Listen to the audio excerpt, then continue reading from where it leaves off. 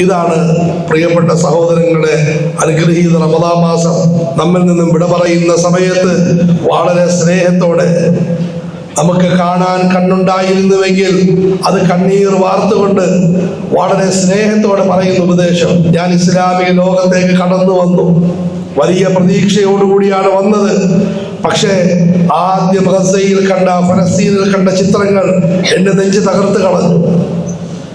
ഞാനതിനു ശേഷം ഇന്ത്യ മഹാരാജ്യത്തേക്ക് വന്നു. ഇവിടെ നൂറ്റാണ്ടുകളായി കഴിയുന്ന എൻ്റെ ആളുകളെ കണ്ട്, അവർ നേരിടുന്ന ഭീഷണികളെ കണ്ട്, അവർ നിൽക്കുന്ന ആത്മഹത്യയുടെ മുനമ്പിനെ കണ്ട് ഞാൻ വല്ലാതെ പേടിച്ചു.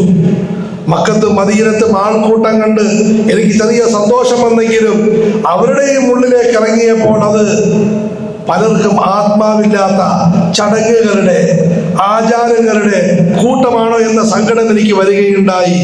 എങ്കിലും ഞാൻ ഈ അവസാന നിമിഷത്തിൽ നിങ്ങൾ എല്ലാവരോടും സ്നേഹത്തിൽ ഉപദേശിച്ചുകൊണ്ട് പോകുകയാണ്. യാ അയ്യുഹല്ലദീന ആമനു തഖുല്ലാഹ്.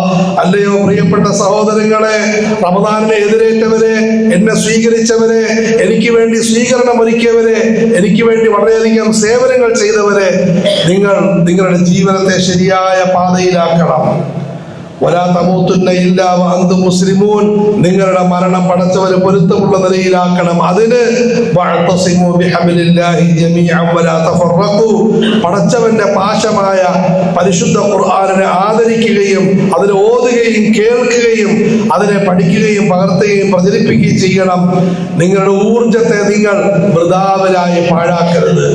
ഒരു മാതൃകാ വ്യക്തിത്വത്തെ രൂപപ്പെടുത്താൻ, ഒരു മാതൃകാ കുടുംബത്തെ ഉണ്ടാക്കിയെടുക്കാൻ, ഒരു മാതൃകാ നാടിനെ, ഗ്രാമത്തെ സൃഷ്ടിക്കാൻ, സർവോപരി ഒരു മാതൃകാ ലോകത്തെ ഉണ്ടാക്കാൻ ലക്ഷ്യം വെച്ചുകൊണ്ട് നിങ്ങൾ നീങ്ങി. നിങ്ങളുടെ ജീവിത കാലഘട്ടത്തിൽ നടക്കട്ടെ, വളരെ സന്തോഷം. നടന്നില്ല, എന്താണെങ്കിലും ലോകത്ത് അതിന്റെ അരുണോദയം സംഭവിക്കാനിരിക്കുന്നു. ഈസാ നബി അലൈഹിസ്സലാമിന്റെ പുനരാഗമനത്തോടെ, ഇമാം മഹദിയുടെ വരവോടെ അള്ളാഹു ലോകത്ത് മുഴുവനും നന്മയെ പരത്തുമെന്ന് പടച്ചവൻ തീരുമാനിച്ചതായി ഹബീബായ റസൂലുള്ളാഹി സ്വല്ലല്ലാഹു അലൈഹി വസല്ലം അറിയിച്ചിട്ടുണ്ട്. അതുകൊണ്ട് നിങ്ങൾ പരിശ്രമിക്കുക. അനുഗ്രഹീത റമദാനിന്റെ സ്നേഹത്തോടുകൂടിയുള്ള ഉപദേശം ഇതാണ്. പ്രിയപ്പെട്ട സഹോദര, നാം ഓരോരുത്തരും ഉൾക്കൊള്ളാൻ തയ്യാറാക്കാൻ അള്ളാഹു നമുക്ക് എല്ലാവർക്കും തൗഫീഖ് നൽകുമാറാകട്ടെ.